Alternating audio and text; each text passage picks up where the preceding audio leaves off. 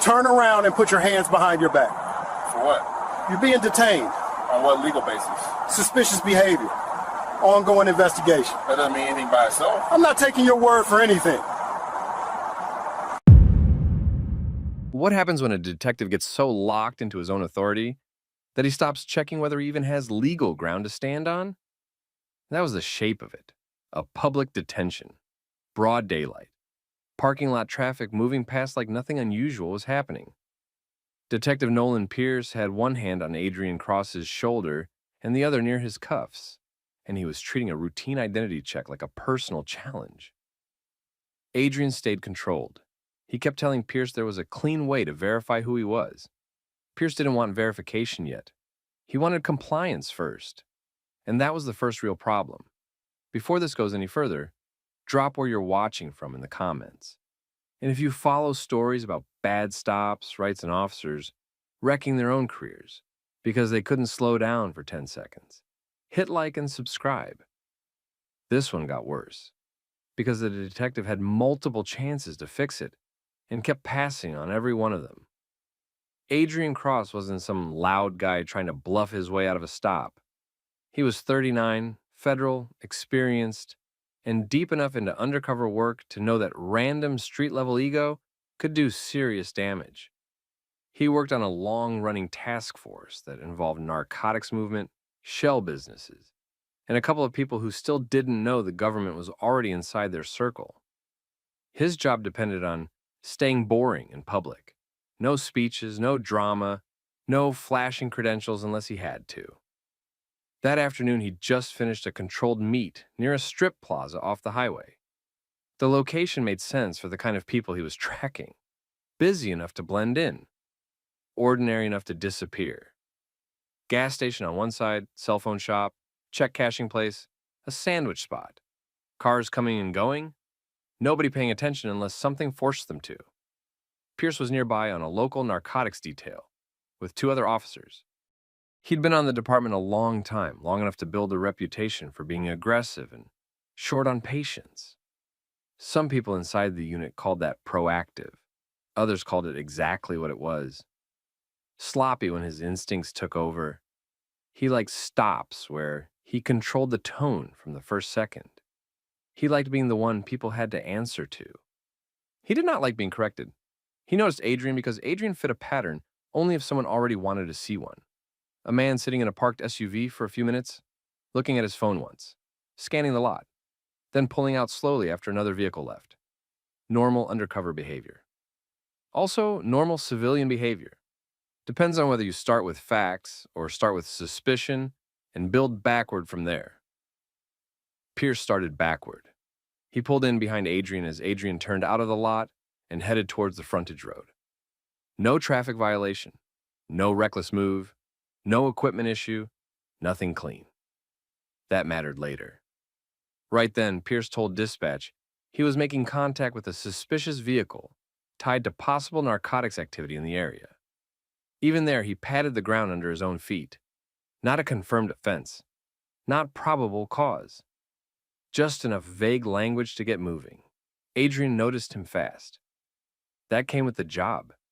He saw the unmarked unit, saw the angle, saw the way Pierce closed space, and knew this wasn't random.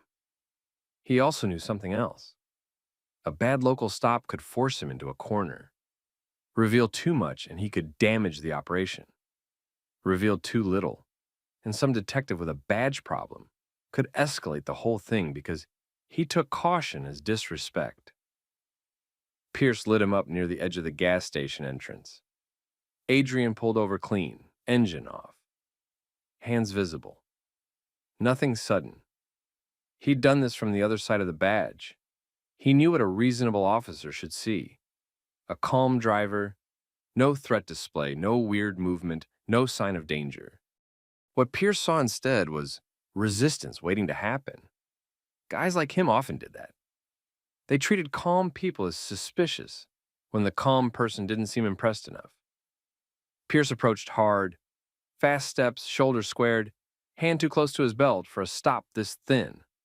His body camera was on. The gas station cameras were on.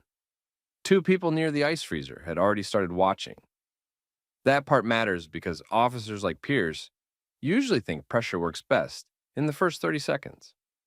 They want to set the tone before anyone else can evaluate what they're doing. He demanded identification and started asking Adrian where he was coming from, what he was doing in the lot, who he had met with, and why he had been sitting there. Adrian answered carefully. He said enough to signal that Pierce needed to slow down and verify through the proper channel. He identified himself as law enforcement in limited terms. He told Pierce there was a supervisor route for confirmation. He did not start spilling operational details in a public parking lot because he wasn't stupid. That should have changed the whole stop.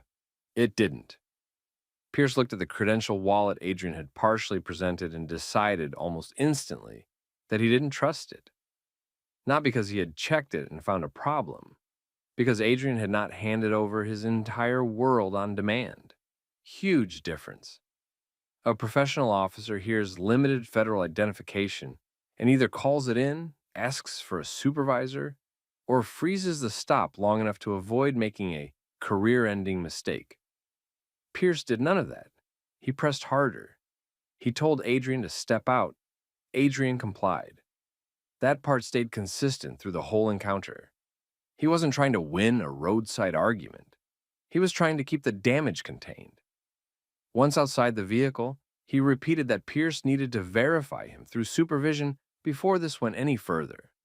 He also told Pierce in a controlled way that the detective did not have probable cause to turn this into a detention.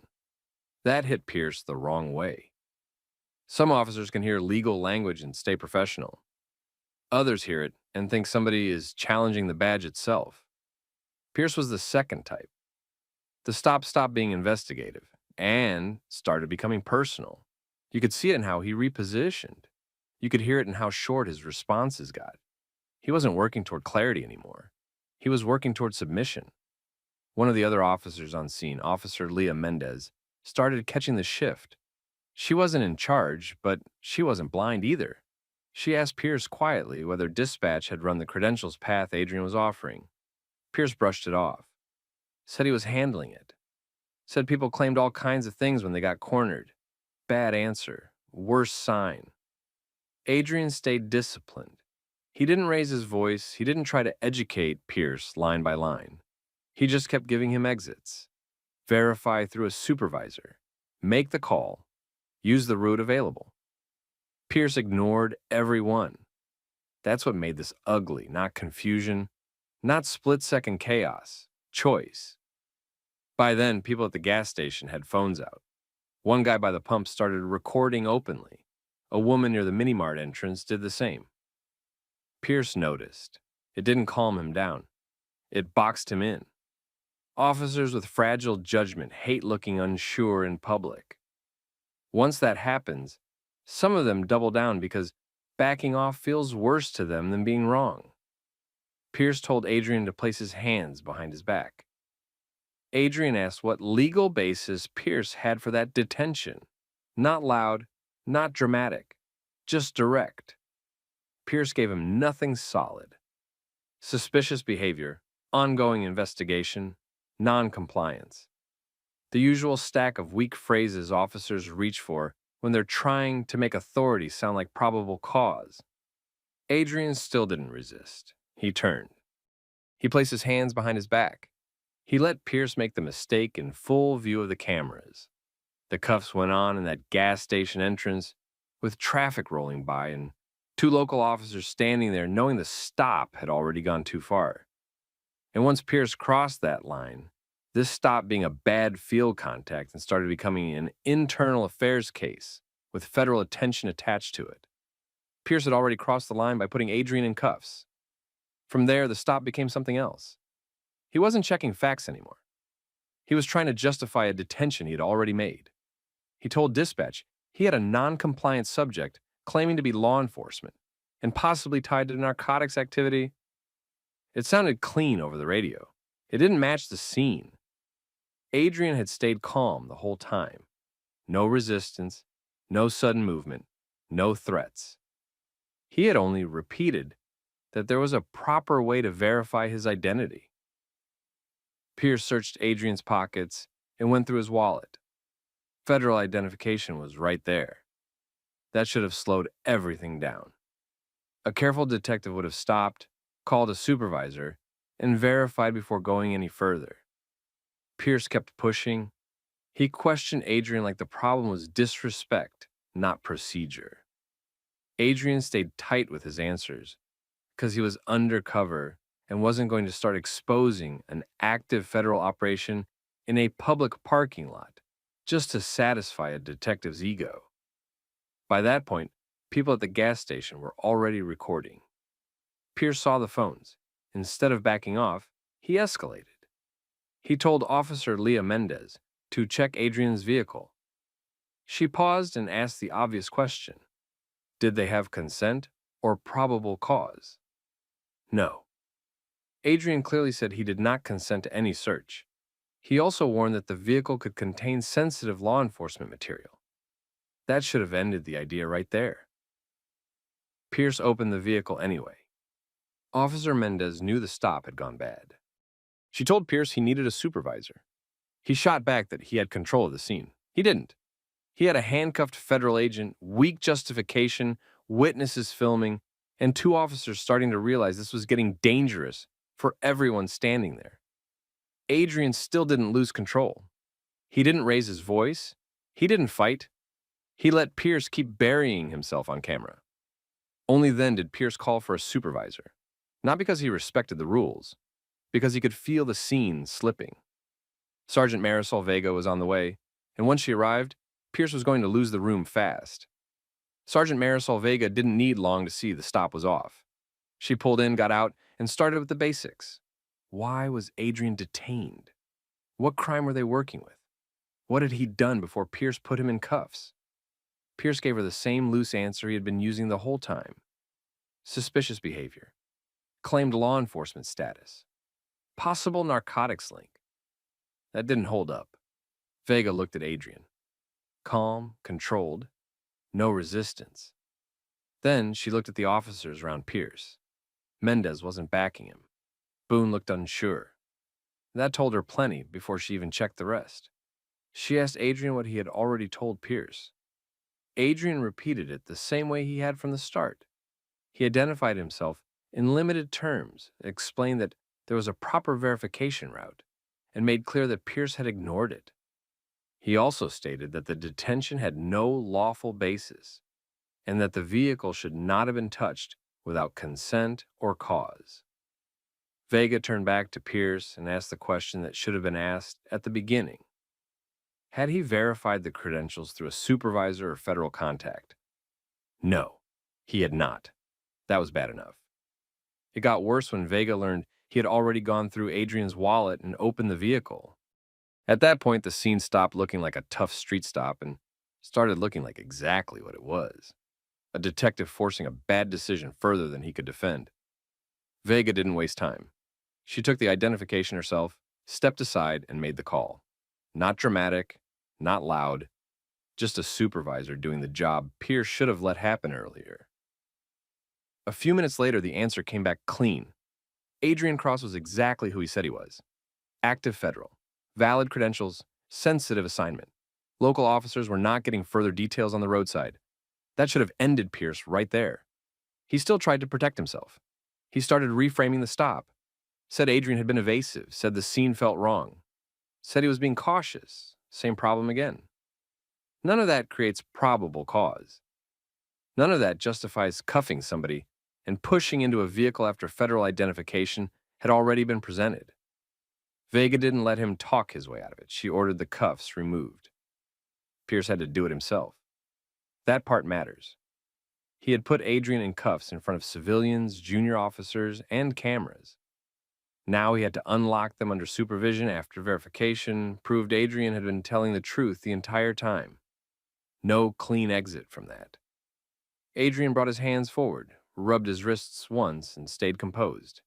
He didn't give Pierce a speech. He didn't act relieved. He acted like a man who had watched a preventable mistake become a department problem.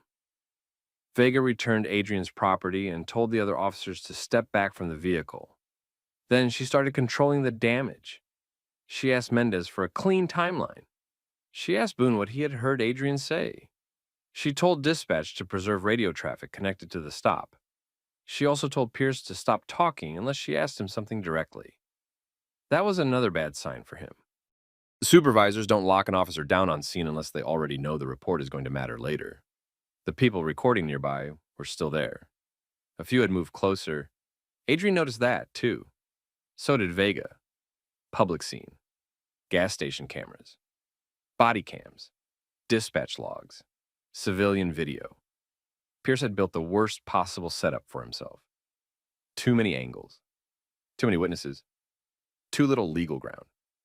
Adrian then gave Vega what he had been trying to give Pierce from the start, a simple path. She could contact his federal supervisor through the proper channel and get what local command needed to know. Nothing more. That call happened.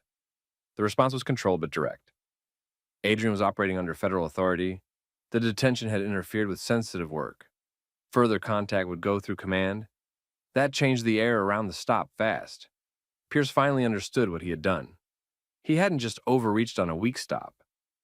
He had detained an undercover federal agent, ignored available verification, opened the door to a constitutional complaint, and possibly disrupted an active operation because he couldn't stand not being in charge. And that was only the roadside part. The real damage was about to start when reports had to be written. What buried Nolan Pierce wasn't the stop alone. It was the paper trail after it. Back at the department, the story had to be written down. That's where bad stops usually get exposed. Not because officers suddenly get honest, but because reports, body cam, dispatch audio, and witness video don't line up the way they're supposed to.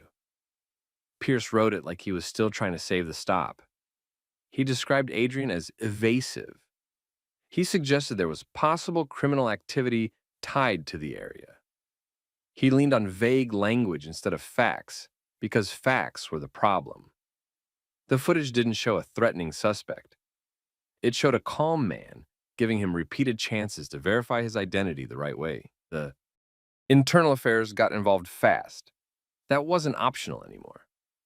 A detective had detained an undercover federal agent without probable cause, ignored a verification path, pushed into the man's vehicle after federal identification had already been presented, and done it all in public. The federal side filed a formal complaint. Command staff pulled every piece of evidence connected to the stop. Lieutenant Dana Mercer handled the review. She rebuilt the whole thing step by step. Body cam from Pierce, body cam from Mendez, radio traffic, dispatch timestamps, gas station footage, civilian recordings, then the written reports. Piece by piece, the same pattern kept showing up.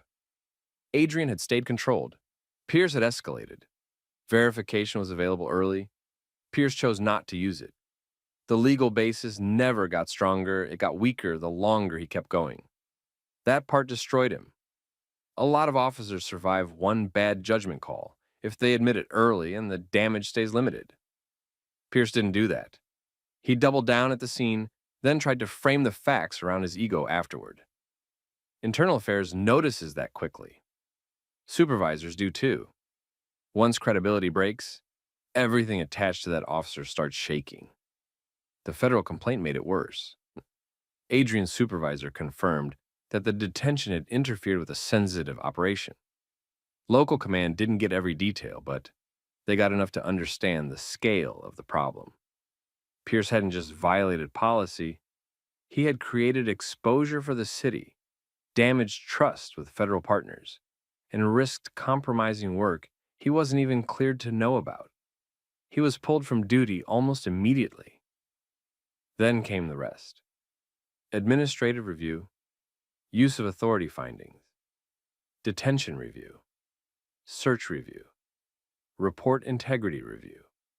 His past cases started getting looked at too, because once an officer is caught forcing facts into a report, defense attorneys start asking what else he bent before this one. The department terminated him. That part was inevitable by then. Not because he made one mistake under pressure, because he had chances to stop and chose not to. He ignored procedure. He ignored another officer's warning. He ignored a supervisor route. He ignored the limits of his authority. Then he tried to cover weak judgment with official language. Adrian didn't need to put on a show after that. He returned to work, finished the required reports, and let the process do what Pierce never expected it to do. Hold him accountable. No grand speech, no public victory lap. Just a clean record of what happened, and enough evidence to make sure nobody could bury it as a misunderstanding. That's what makes this kind of story worth paying attention to. The damage didn't start with handcuffs. It started the second Pierce decided being challenged felt worse than being wrong. After that, every step got more expensive. For him, for the department, and for the people who had to explain why a detective thought his ego counted as legal cause. That's the real lesson here. Authority has limits. Good officers know that. Bad ones learn it late, usually on camera, usually after they've already gone too far. What would you have done in Adrian's position? And do you think Pierce should have been fired the moment the footage was reviewed? Drop your thoughts in the comments, share this story with somebody who follows police accountability cases, and subscribe for more stories like this. You need to leave this area right now. Why? Because you don't belong back here. You don't know that. And show me some ID. Before I do that, give me your badge number. No, that's not how this goes. You walked up on me. You tell me why I'm being stopped. What happens when an officer's ego outruns his badge? At a high-profile charity gala, Officer Ryan Miller picked the wrong man to humiliate in public. He thought he was throwing out a trespasser. He was really putting hands on the city's new police captain, and his own body camera was catching every second of it. Before this gets worse, say where you're watching from. And if you follow stories about abuse of power getting checked in real time, like the video and subscribe, a lot of officers count on people not paying attention. That's usually how this stuff survives. By the time anyone near the VIP entrance understood how bad it was getting, Miller had already committed himself to the scene. He had stepped in front of a tall black man in a tuxedo, blocked his path, and started talking to him like he was a nuisance who had wandered into the wrong room. The man wasn't loud, he wasn't drunk, he wasn't trying to push past security. He had an event program in one hand and a calm look on his face. That should have told Miller plenty. It didn't. Miller kept pressing. He demanded identification. The man asked why. Miller didn't like that. Then the man asked for Miller's badge number. That's when Miller's tone changed for real. His chest got a little higher. His voice got sharper. He started acting less like an officer handling an event question and more like a guy trying to win an argument in public. A hotel security supervisor moved in and tried to explain that the guest had already been cleared through event staff. Miller shut her down. He told her to stay out of it. His partner, Officer Dane Mercer, stayed off to the side, quiet, watching, already looking like he knew the stop had no clean ending. The man kept his voice even. He told Miller he belonged there and that Miller needed to slow down. Miller took that the worst possible way. He grabbed the man's wrist and announced he was being detained for trespassing. That was the moment people stopped pretending this was routine. A photographer near the ballroom doors lowered his camera and stared. Two donors near the sponsor wall stepped back. A hotel employee froze in place. Nobody had expected a patrol officer assigned to outside support to turn the VIP entrance into a public detention scene. But Miller had made up his mind, and once men like that decide they need to dominate the moment, facts stop mattering. The man he had grabbed was Captain Elijah Vance.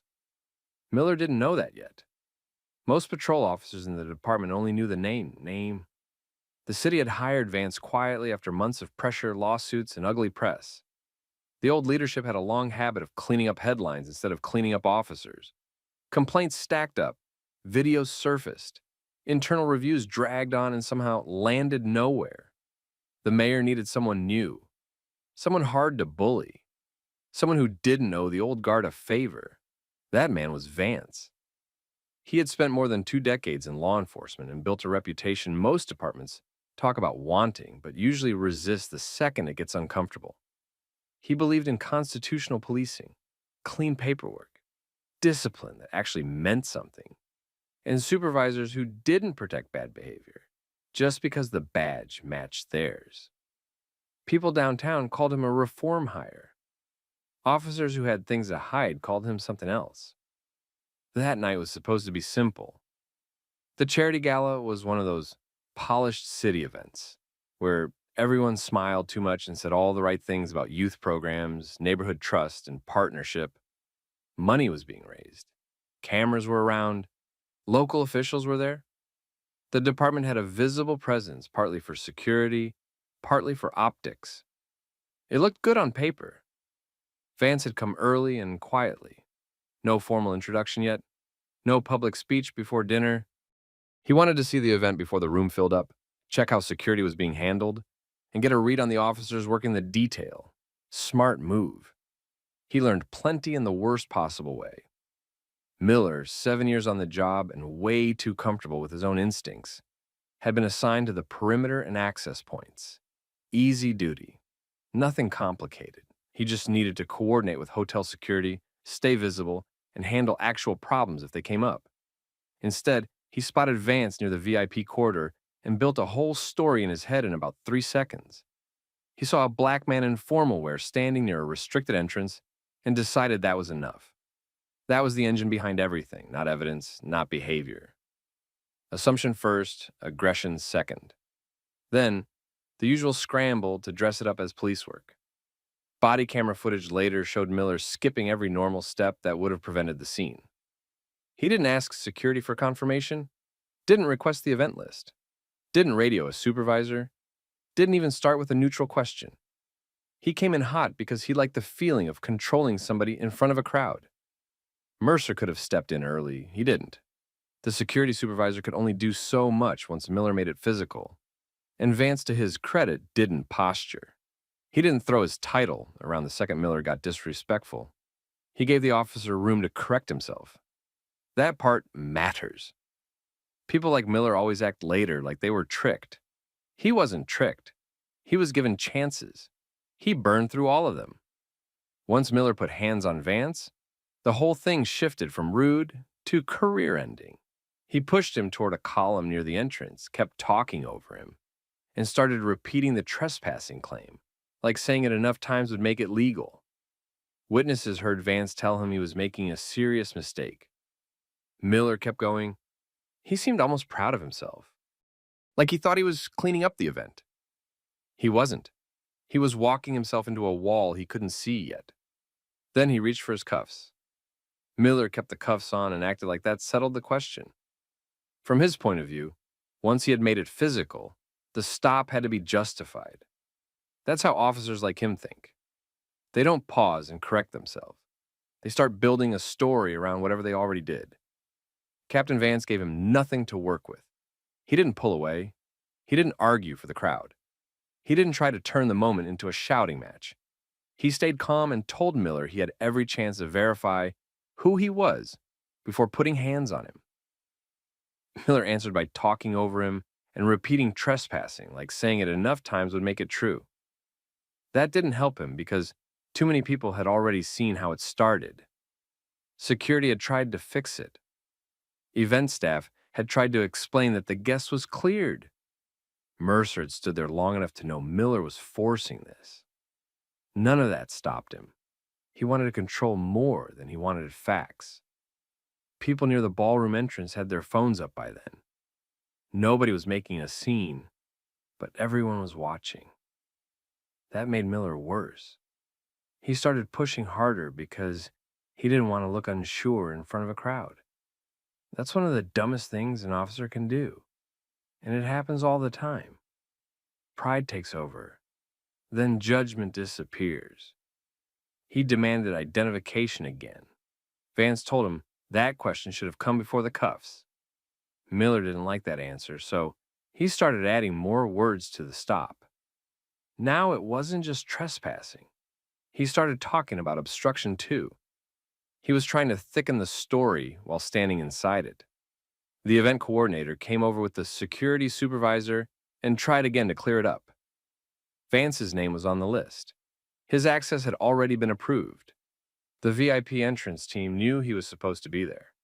Miller brushed all of that aside because Admitting he had gone too far in front of donors and staff would have meant swallowing his ego, and he clearly couldn't do that.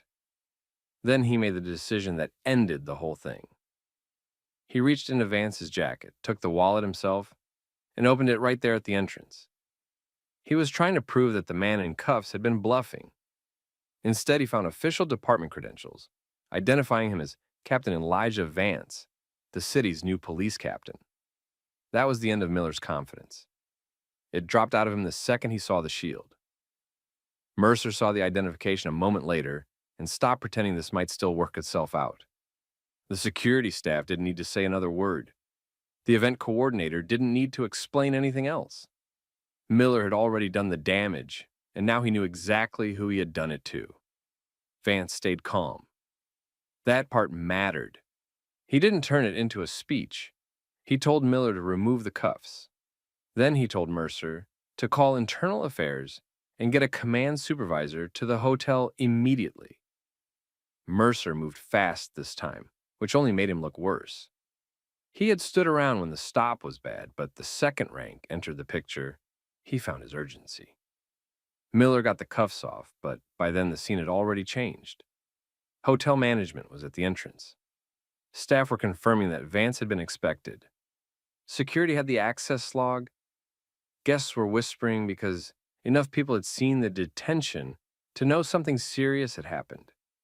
Miller tried to say a few words and explain himself, but Vance cut that off and kept control of the scene. That was smart. He knew how these departments work when something ugly happens in public. Officers drift away. Stories start shifting. Reports get cleaned up before anybody important sees them. He didn't leave room for any of that. He told hotel management to preserve all camera footage from the entrance and hallway. He told security to keep witnesses nearby. He made sure Mercer identified every officer assigned to the gala and kept them in place until command arrived. That's what really buried Miller. Not just the detention, not just the fact that the man in cuffs turned out to be the new captain.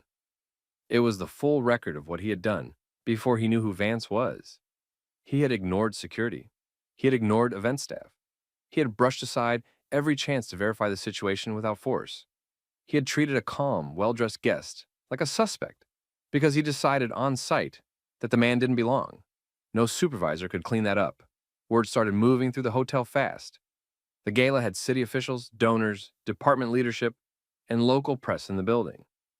Once staff began saying an officer at the entrance had cuffed the new captain, people started coming out of the ballroom to find out what had happened. The mayor was already inside. The outgoing chief was there too. Neither one of them could afford to ignore something like that, especially not at a charity event built around public trust and community programs. By the time they reached the entrance, Miller no longer looked like a man controlling a scene. He looked like a patrol officer standing in the middle of a problem that had finally gotten too public to bury. His body camera was still running. Witnesses were still there. Security logs were intact. Hotel cameras had the entrance covered. The usual escape routes were gone. Vance had made sure of that. The mayor came out of the ballroom with the outgoing chief right behind her. One look at the entrance told them enough. Security was off to the side. Staff looked rattled. Guests were watching without trying too hard to hide it. Miller had lost the attitude he started with. Vance looked steady and in control, which made the whole scene easier to read. Vance gave a short account and kept it simple. Miller had stopped him at the VIP entrance, ignored staff when they tried to verify access, put him in cuffs, and only changed course after finding command credentials in his wallet. The chief didn't push back because there was nothing to push back on. Too many people had seen it, and the cameras had done the rest. Internal affairs showed up fast. A lieutenant came with 2 investigators and started splitting people up for statements. Vance stayed near hotel management and the security director. Mercer was taken a few steps away and told to give his account while it was still fresh. Miller was moved out of the main entrance area and told to wait. He looked like he finally understood that nobody was going to talk him out of this. The easiest part of the review was also the worst for him. Security had already logged Vance as an approved guest. The event coordinator had the printed list. The hotel cameras covered the entrance and part of the corridor. Miller's body camera was still active. Mercer's camera caught parts of it too. This wasn't one of those stops that could be buried under vague language and cleaned up paperwork. It was documented from every direction that mattered. The chief asked Miller why he had skipped verification and gone straight to force. Miller tried to explain himself with the usual officer language.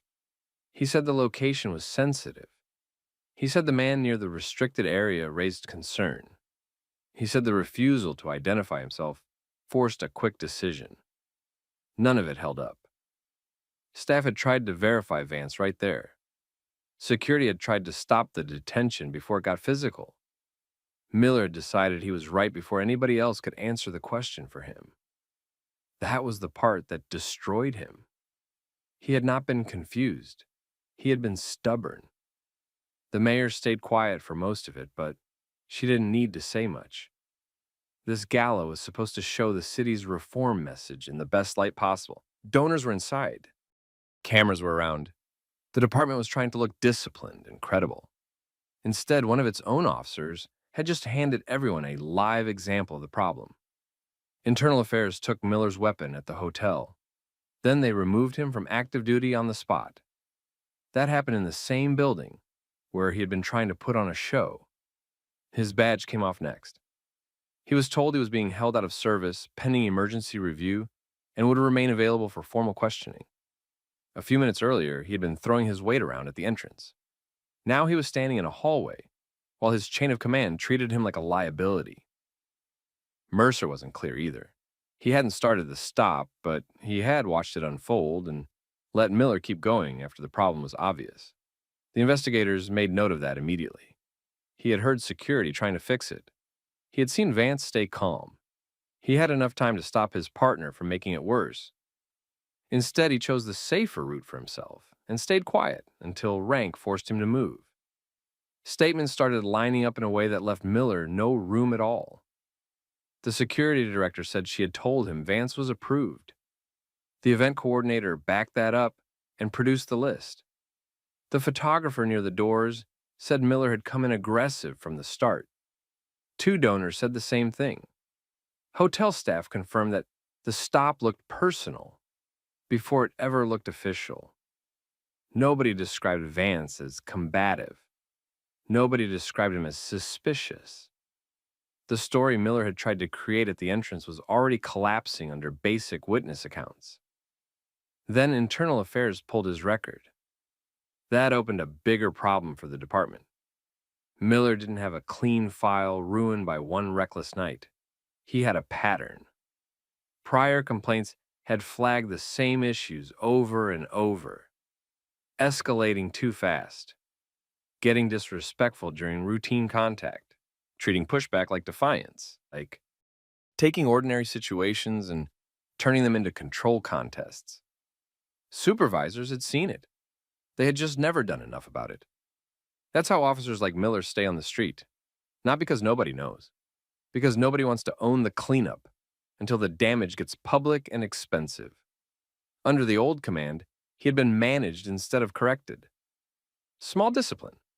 Coaching notes, extra training, verbal warnings. The usual weak steps that let everyone pretend the problem was under control. None of that looked defensible now. The new captain had been hired to fix exactly this culture, and the first hard example had landed right in front of the mayor at a public event. The chief looked worn down more than angry. He had probably seen the file before. That mattered. When leadership looks tired instead of shocked, it usually means the officer had been a problem for longer than anyone wanted to admit. Vance handled the scene without making it theatrical. He didn't rant. He didn't try to embarrass Miller more than Miller had already embarrassed himself. He focused on the case. He told Internal Affairs to preserve every video source from the entrance. He made sure witness names were logged before anyone drifted back into the ballroom. He directed that the incident be reviewed as a civil rights and misconduct matter from the start, not softened into some vague failure of event protocol. That choice mattered because it set the tone for everything that came next. The mayor agreed with that approach immediately. She knew the city couldn't survive another public promise, followed by a private excuse. If Miller got treated gently after this, every statement about reform would sound fake by morning. Before dinner service was fully underway, Miller had been taken off the gala detail, separated from Mercer, and moved out through a side route so staff could get the entrance back under control. It didn't save him from much. Plenty of people had already seen enough, and the story was spreading through phones before anyone in public affairs could shape it. Later that night, the basic outline started leaking out. An officer at the charity gala had cuffed the city's new police captain and been stripped of duty at the scene. Once the names attached to that story, Miller's career stopped being an internal problem and turned into a citywide one. The next morning, body camera review made it even worse. The footage didn't show a hard judgment call. It showed an officer ignoring clear chances to verify, getting personal, and forcing a detention that never needed to happen. That was the point where termination stopped being a possibility and became the expected outcome. The department moved fast the next morning. Internal Affairs had the body camera footage, hotel video, witness statements, and Miller's complaint history. There was nothing to argue about. He had ignored verification, escalated without cause, and cuffed the new captain in public. He was suspended that morning and fired before the week ended. Mercer got hit too, though not as hard. Investigators found that he knew Miller was out of line and did nothing until he saw Vance's credentials. He was written up and pulled from duty while the department reviewed his status. Then Miller's history came out. Prior complaints showed the same pattern: bad attitude, fast escalation, weak judgment, and supervisors who never fully dealt with him. That made the department look worse, because it showed he had been a problem long before the gala. The pension fight hurt him even more. Since the case involved serious misconduct tied to his job, the city pushed it to pension review. Miller tried to save his benefits, but the board ruled against him. He lost a major part of what he had built toward on the job. That was the message. The badge was gone, and the retirement he counted on was damaged with it. Captain Vance didn't turn it into a show. He treated it like proof of what needed to change. New instructions went out on event security, verification, body camera preservation, and supervisor response. Officers who thought the new captain was just another city hire stopped saying that. Miller thought he was checking a stranger. What he really did was expose how he treated people when he thought they had no power. That's what ended him, not just the mistake over identity. He failed in public, and this time, the department didn't save him. What do you think? If that had been an ordinary guest, would Miller have gotten away with it? Comment your thoughts, share this story, and subscribe for more. I'm asking you one more time. Let me see some identification. You still haven't told me why you need it. Because I'm telling you to give it to me. Lounge staff already cleared me. No, I'm talking to you. Then tell me the basis. You're being evasive. I want you to explain what law I'm violating. Imagine realizing too late that you just detained someone you had no authority to touch. That's exactly what happened when a rookie airport officer walked into a private lounge, saw a calm man who didn't instantly comply, and decided to push it. The problem was simple. The man he chose was not who he thought, and everything was being recorded. Before we continue, drop where you're watching from, and if you're into real breakdowns of power, bad decisions, and accountability, hit like and subscribe. This happened inside a private airport lounge. Controlled access. Verified guests only. Staff handle issues first, not patrol officers jumping straight into enforcement. Adrian Cross was already inside, cleared through the system, sitting quietly waiting for his flight. No disturbance, no complaints. The lounge manager, Lauren Whitaker, had personally verified him when he entered. From her side, everything checked out. Officer Ethan Pike had been on duty for a few months. Still new. Still trying to prove himself. Earlier that shift, there had been a general reminder about unauthorized access in restricted areas. Nothing specific. But Pike took it seriously and started looking for someone who didn't fit. He walked into the lounge and locked onto Adrian. Calm posture. No urgency. No reaction to police presence. To an experienced officer, that means nothing. To Pike, it raises suspicion. He approached and demanded identification. Adrian didn't ignore him. He explained he had already been verified by lounge staff and asked what the issue was. Tone steady, no attitude, just asking for a reason. Pike didn't provide one. He repeated the demand. Lauren stepped in and confirmed Adrian had already been cleared. That should have ended it. Instead, Pike dismissed her and kept pushing. Now the situation changed. Pike wasn't checking a concern anymore. He was forcing control. Adrian stayed composed. He didn't want to present sensitive credentials in a public space without a valid reason. That wasn't unusual for someone in his position. He made that clear and asked again what the legal basis was. Pike didn't answer directly. He started shifting language.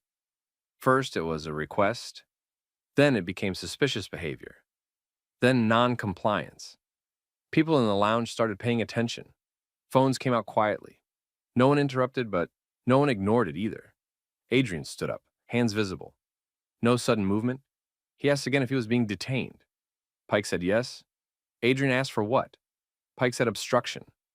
That didn't match what was happening. Anyone watching could see it. No interference, no threat. Just a man asking questions. Lauren tried again to explain the situation. Pike shut her down a second time. At that point, he moved in and grabbed Adrian's arm. He turned him and placed him in handcuffs in the middle of the lounge. No resistance. Adrian complied and stayed quiet. That moment changed everything. Because once the cuffs were on, this stopped being a conversation. Now it was a detention that had to be justified, and Pike didn't have a solid reason.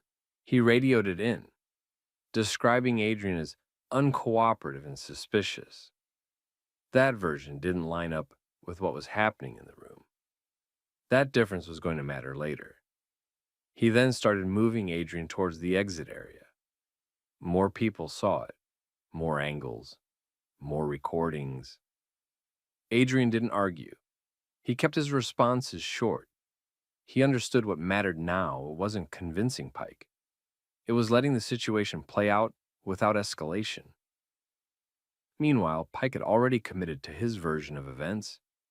He had ignored staff, escalated without clear cause, and now had someone restrained in a controlled access space. All of it documented. At that point, there was only one thing that could change the direction of the situation. A supervisor walking in and asking basic questions. And that's exactly what was about to happen. Sergeant Marisol Vega arrived while the situation was still active. Adrian Cross remained in handcuffs, standing without resistance. Officer Ethan Pike was positioned close by. Lounge staff and several guests were present, and some were recording. Vega asked Pike to explain the situation. He repeated that the individual was suspicious, had refused to provide identification, and was being detained for obstruction. Vega asked what specific behavior justified that assessment. Pike pointed to the refusal to show identification. At that point, Lauren Whitaker confirmed again that Adrian had already been verified through the lounge's access system before Pike entered. Vega asked Pike whether he had confirmed this with staff before initiating the detention. He did not provide a clear answer. Vega then addressed Adrian directly and asked for his name. He provided it. She asked whether he was willing to verify his status through the appropriate system. He agreed. Vega contacted airport operations to confirm his access through the same system used by the lounge. While waiting for verification, she asked Pike again to identify the underlying offense. He repeated obstruction, but did not provide additional detail. Verification was returned within minutes. Adrian Cross was confirmed as authorized, with valid access and travel status. Vega instructed Pike to remove the handcuffs. He delayed briefly before complying. The restraints were removed, and visible marks were present on Adrian's wrists. Vega asked whether he required medical assistance. He declined. She then asked whether he wished to make a statement regarding the incident. He stated that he had been lawfully present, had asked for a basis for the detention and had been restrained without one. Vega moved Pike aside and reviewed the sequence of events. She asked whether staff had informed him of prior verification. He confirmed they had. She asked whether there was evidence of unauthorized entry, any threat, any attempt to leave, or any physical interference. He answered no to each. Pike then stated that Adrian had been uncooperative and evasive. Vega did not treat that as sufficient justification given the setting, the prior verification, and the absence of any observable violation. In the lounge, guests continued to observe. Some had recorded portions of the incident. Whitaker apologized to Adrian for what had occurred. He acknowledged the statement without further discussion. Adrian requested the names and badge numbers of the officers involved, confirmation that body camera recording was active, and information on how to obtain the incident report. Vega provided the requested information. He also asked that lounge security footage be preserved. Vega instructed Pike to leave the lounge and wait outside. Adrian collected his belongings and exited the area. At that stage, the incident had been observed by multiple witnesses, recorded from several angles, and documented through body camera footage and dispatch communication. Following the incident, the internal process began quickly. Sergeant Vega documented the initial details and ensured that the body camera footage was preserved. Dispatch logs and radio communications were also secured. The lounge management flagged their internal access records and surveillance footage for retention. Officer Pike was removed from active duty for the remainder of the shift. This is standard procedure when a detention raises immediate questions about justification and conduct. Adrian Cross did not remain at the scene. After leaving the lounge, he continued through the airport, but he had already taken the necessary steps to document what happened. He had the names, badge numbers, and confirmation that multiple recording systems had captured the incident. Within hours, parts of the interaction began circulating among witnesses. Some shared recordings privately. Others passed along descriptions of what they had seen. By the end of the day, the incident had reached individuals connected to airport administration and external oversight. The next step involved formal review. Supervisors reviewed the body camera footage in full. The timeline was clear. Pike initiated contact without confirming with lounge staff. He escalated the situation after being told the individual had already been verified. He used obstruction as the basis for detention, without identifying conduct that met that standard. He applied restraints despite the absence of threat, interference, or attempt to leave. Dispatch audio showed that Pike's description of the situation did not fully match what was visible on video. That discrepancy became part of the review. Statements were collected from lounge staff, including Lauren Whitaker. Their accounts were consistent. Adrian had been verified before Pike entered. There had been no disturbance or complaint requiring enforcement action. Witness statements from guests aligned with the same sequence. No one reported aggressive behavior from Adrian. Several confirmed that he remained calm and compliant throughout the encounter. Airport operations confirmed that Adrian's access had been properly processed through the system. There was no indication of unauthorized entry or misuse of credentials. At that point, the issue shifted from uncertainty to exposure. The department initiated an internal affairs investigation. Pike's actions were evaluated against department policy, airport jurisdiction guidelines, and legal standards for detention. Key findings focused on three areas. First, failure to verify available information before escalation. Second, use of detention authority without sufficient legal basis. Third, application of restraints in a situation that did not meet the threshold for officer safety or public risk. Pike was placed on administrative leave during the investigation. Adrian Cross, after leaving the airport, contacted legal counsel. The documentation he had collected, combined with the preserved footage and consistent witness accounts, provided a clear foundation for a civil rights claim. A formal complaint was filed, followed by a civil action, alleging unlawful detention and violation of constitutional protections. At that stage, the case moved beyond internal review. Legal teams representing the city and airport authority reviewed the evidence. The combination of body camera footage, surveillance video, dispatch records, and witness testimony presented a consistent narrative that was difficult to challenge. There was no indication of criminal conduct by Adrian. There was no policy justification for immediate detention. The escalation was not supported by the circumstances recorded. As the legal process advanced, the department faced increasing pressure to resolve the case. The risk was not limited to the individual officer. The incident raised questions about training, supervision, and decision-making within a controlled airport environment. The case did not proceed to trial. It was resolved through a civil settlement. The payout reached 7 figures. As part of the resolution, the department implemented policy changes focused on verification procedures within restricted areas, coordination with private access control staff, and limitations on enforcement actions without clear legal basis. Officer Pike's employment was terminated. His certification status was reviewed as part of the post-incident process. The incident remained on record as an example of how a single decision, made without proper verification or legal grounding, can escalate into a significant legal and institutional consequence. As the case moved forward, the evidence became more damaging for the department. The body camera footage showed the entire sequence in order. Pike entered a controlled private lounge, focused on a guest who had already been cleared through staff procedures, demanded identification without first confirming the guest's status, and escalated after being told by the manager that verification had already been completed. The footage also showed that Adrian Cross remained composed throughout the encounter. He did not threaten staff, he did not interfere with operations, and he did not physically resist when Pike placed him in restraints. The dispatch record created a second problem. Pike had described the situation over the radio in terms that did not match what the video later showed.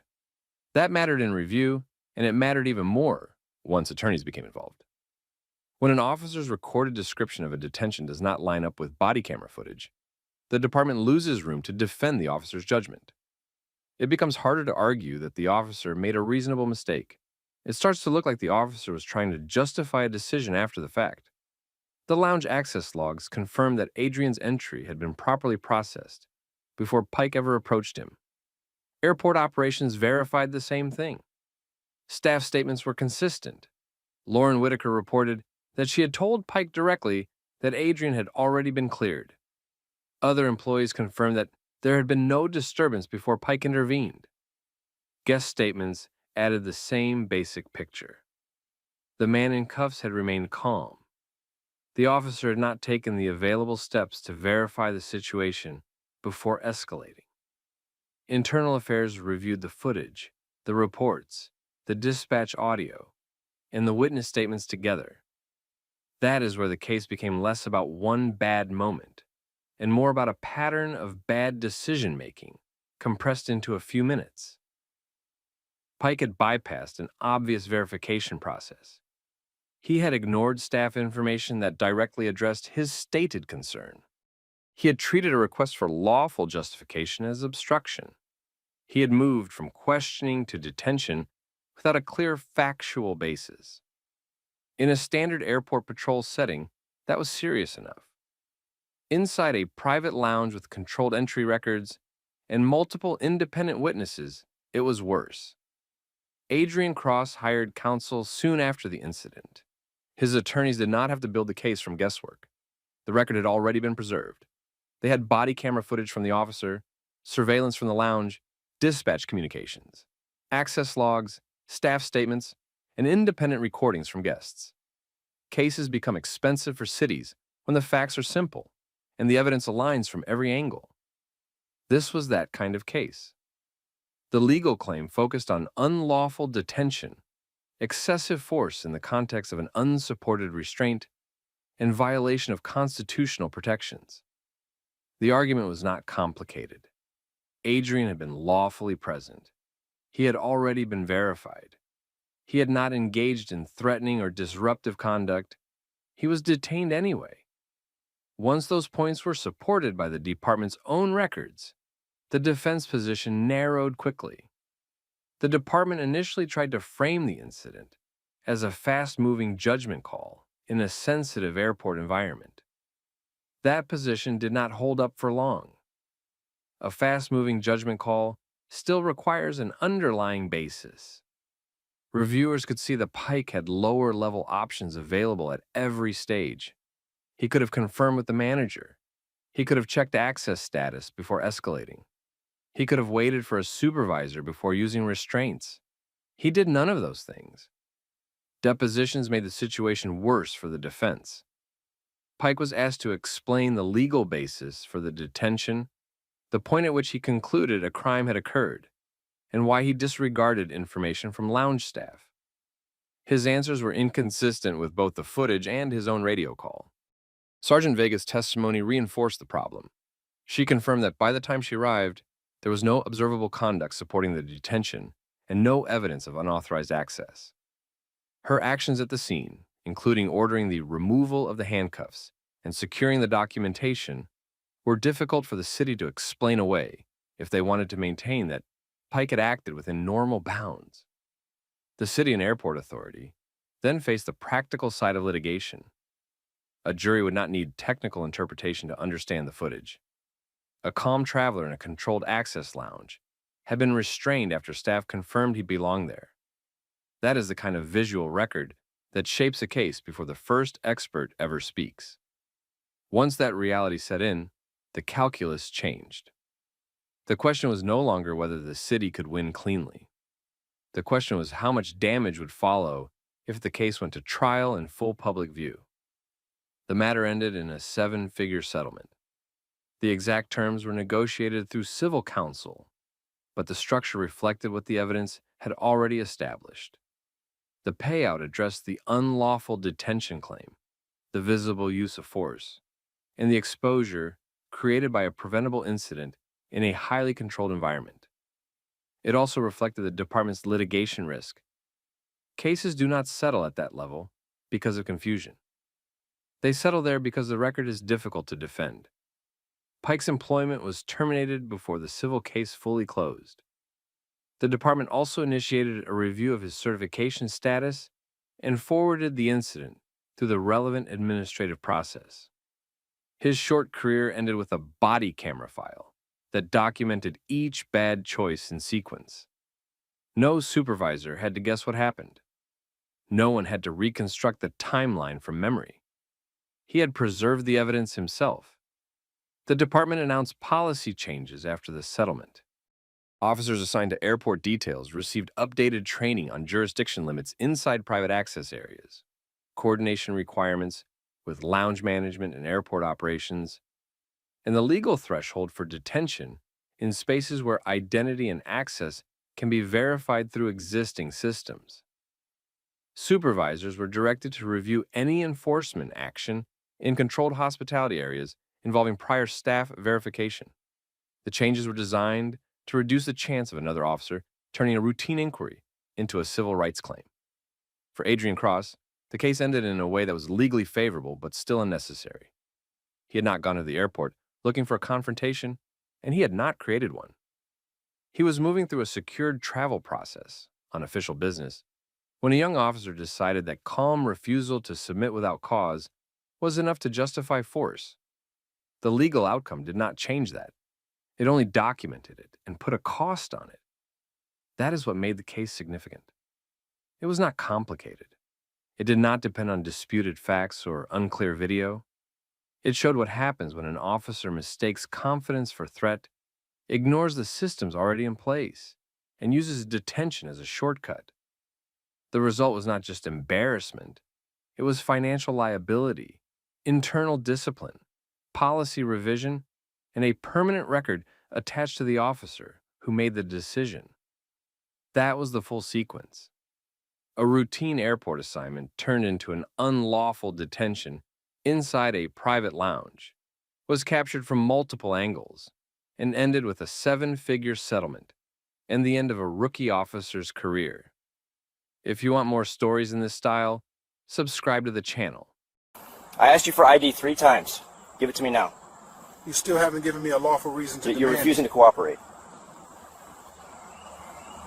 Refusal during a voluntary encounter is not non-compliance. I don't need to keep explaining myself. That's the issue. You haven't explained anything. A county deputy initiated a stop during a routine patrol and quickly shifted from questioning to issuing commands. He requested identification multiple times. Each request was met with a calm and consistent refusal, accompanied by a clear statement that there was no legal basis for the demand. The deputy interpreted the refusal as non-compliance. His posture changed. He adjusted his position to limit movement and placed a hand near his belt, signaling authority. His tone became more directive. The interaction moved away from inquiry and toward enforcement. The individual maintained steady composure. His responses remained controlled and focused on a single point. There was no reasonable, articulable suspicion to justify the request for identification. He did not raise his voice or introduce new arguments. At that stage, there was no reported crime connected to the individual, no observable violation, and no behavior meeting the threshold for reasonable suspicion. The deputy did not address those gaps. Instead, he repeated the order and described it as lawful. A bystander nearby began recording the interaction. The presence of a second recording device did not alter the deputy's approach. He continued to narrow the exchange into a compliance decision. The deputy moved closer and escalated to detention. He instructed the individual to turn around. The individual complied without resistance. His hands were placed behind his back as directed. The deputy applied handcuffs.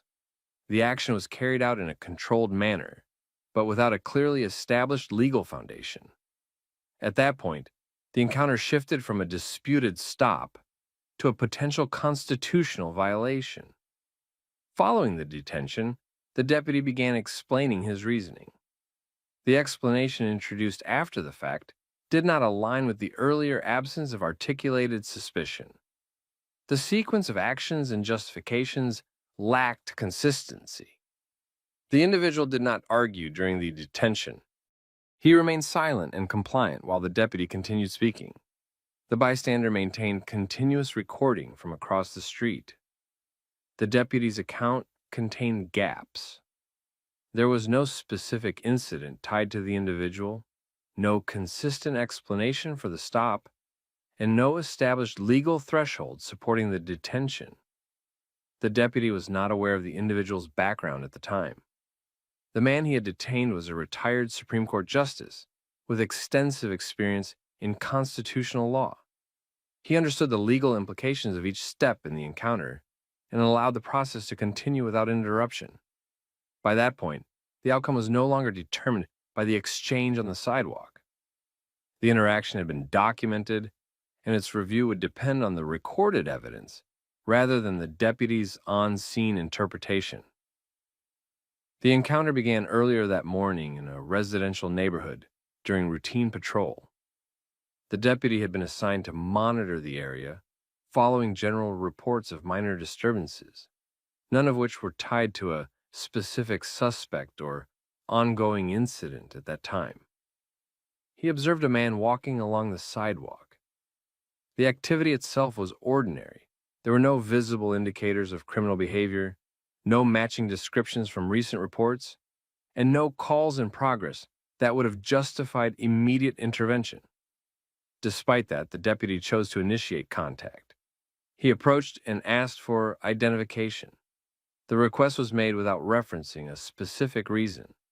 The individual responded calmly and asked for clarification. He indicated that he was engaged in a routine walk and questioned the basis for the request. The deputy did not provide a clear explanation. Instead, he repeated the request. The tone shifted slightly, becoming more assertive. The individual maintained a consistent response. He stated that in the absence of reasonable suspicion, he was not required to provide identification.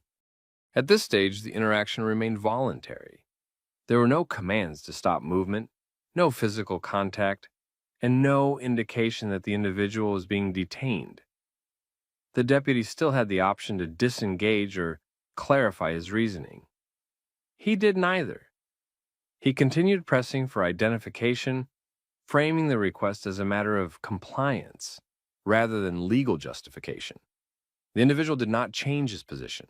His responses remained focused on the lack of legal grounds for the request. The deputy began interpreting the refusal as obstruction. This marked a shift in how he processed the interaction. Instead of reassessing the situation against legal standards, he moved toward enforcing compliance. His posture became more rigid. He repositioned himself to maintain proximity and control. His language shifted from inquiry to instruction. The individual continued to remain calm, offering no resistance and no escalation in tone. There were still no new facts introduced that would support reasonable suspicion. The deputy did not identify a specific crime, did not reference a credible report, and did not articulate any observable behavior that would meet the required legal threshold. At that point, the interaction had reached a critical stage. The deputy had created a situation where compliance was being demanded without a clear legal basis. The individual, aware of the legal framework, continued to refuse while remaining non-confrontational. The imbalance between authority and justification became more pronounced. One side relied on positional authority. The other relied on legal accuracy. The deputy chose to proceed based on authority. He transitioned from repeated requests to the initiation of detention, setting in motion the sequence that led to the use of restraints captured later on camera.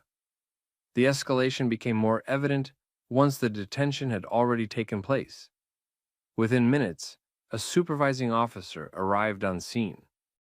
The response had been triggered by routine radio updates, but the situation he encountered did not align with a standard stop. He observed an individual in handcuffs standing on a residential sidewalk. The deputy was in the process of explaining the detention. The explanation lacked specificity. It did not clearly identify a crime, a matching suspect description, or any immediate threat. The supervisor began asking direct questions. He requested the basis for the stop. The deputy referenced suspicious behavior, but did not provide details that met the threshold for reasonable suspicion. The supervisor pressed further, asking what specific actions had justified the detention. The answers remained general. At that point, the supervisor shifted attention to the detained individual. Identification was requested through standard procedure rather than demand. The individual complied without resistance once the situation had moved into formal detention. The information provided was reviewed. The supervisor recognized the name immediately. The context changed at that moment, but the procedural concerns had already been identified before that recognition. The issue was not the identity of the individual. It was the lack of legal foundation for the detention. The handcuffs were removed shortly after. The supervisor addressed the deputy directly. The discussion focused on the absence of articulable suspicion, the escalation of a voluntary encounter, and the decision to apply restraints without sufficient justification. The exchange remained controlled but direct.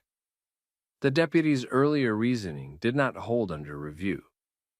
The timeline of the interaction, combined with the available body camera footage, showed a progression from request to command to detention without the required legal threshold being met at any stage. The bystander recording continued during this period. The footage captured both the detention and the supervisor's arrival. It provided an external perspective that aligned with the body camera record. The individual did not engage in extended discussion on scene. Once released, he concluded the interaction without further confrontation. The incident did not end there. Body camera footage was flagged for review as part of standard procedure. The presence of additional civilian video increased the likelihood of external scrutiny. The sequence of events was clear, and the documentation was complete. The matter was referred to Internal Affairs for formal investigation. The Internal Affairs review proceeded using both the body camera footage and the bystander recording. Investigators reconstructed the full sequence, starting from the initial contact through the detention and the supervisor's intervention. The timeline was clear and uninterrupted. The footage showed that the deputy initiated the encounter without identifying a specific crime, report, or observable violation.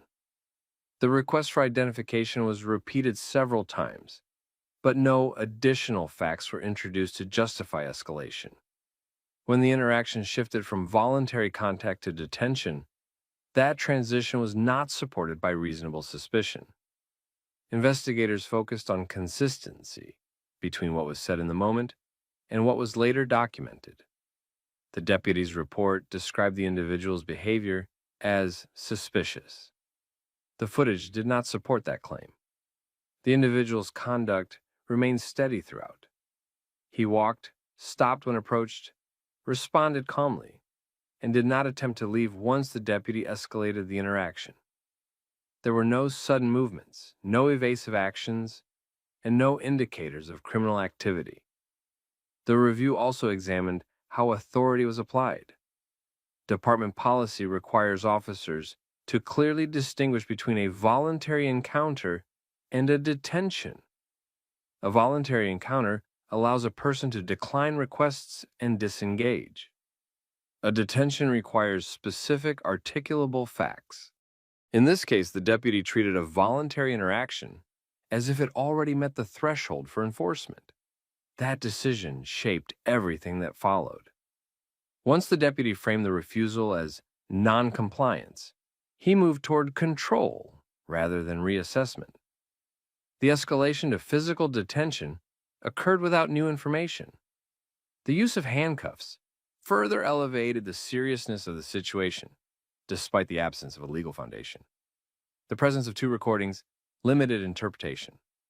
The body camera captured the deputy's perspective, including his positioning, tone, and verbal explanations. The bystander video provided a wider view, confirming the sequence and showing the lack of physical resistance. Both sources aligned. There were no gaps in the record and no conflicting accounts that could alter the timeline. Supervisory review became a key point in the evaluation. When the supervising officer arrived, he requested a clear explanation for the detention.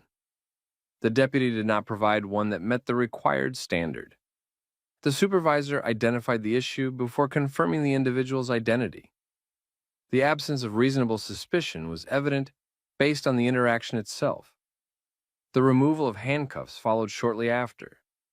That action ended the immediate detention, but it did not resolve the procedural violations. The interaction had already moved beyond a correctable mistake. It had become a documented case of escalation without legal support. The identity of the individual added context, but did not change the analysis. The man detained was a retired Supreme Court justice with extensive experience in constitutional law. He understood the legal framework governing the encounter and chose not to argue on scene once the situation escalated. His approach remained consistent from beginning to end. He complied when required and allowed the process to be documented. The case moved forward through formal channels. Internal Affairs compared the footage with department policy and constitutional standards. The findings were direct. The detention did not meet the legal threshold. The escalation from request to restraint was not justified by the facts available at the time. Disciplinary action followed standard procedure. The deputy was placed on administrative leave during the investigation. After the review concluded, he received a suspension and was required to complete additional training focused on constitutional limits, lawful detention standards, and de-escalation. The department also reviewed its training materials to address gaps in how officers interpret refusal during voluntary encounters. Supervisors were instructed to reinforce a specific principle. Authority alone does not justify detention. Officers must be able to explain, in real time, the facts that support their actions. If those facts are not present, escalation is not permitted. The documentation in this case made that point clear.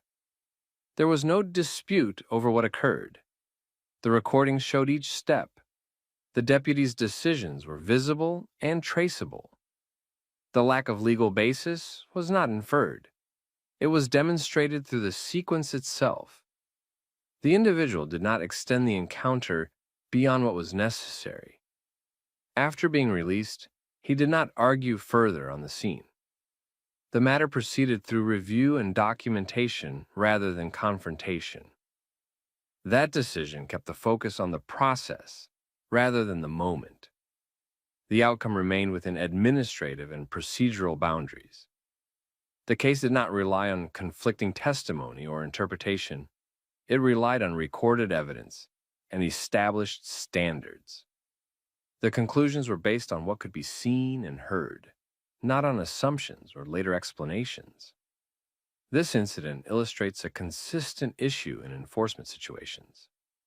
When refusal is treated as defiance instead of a legal right, escalation can occur without proper justification.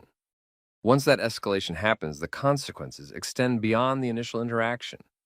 They affect accountability, training, and public trust. In this case, the system responded through review, documentation, and discipline. The process did not depend on the identity of the individual involved.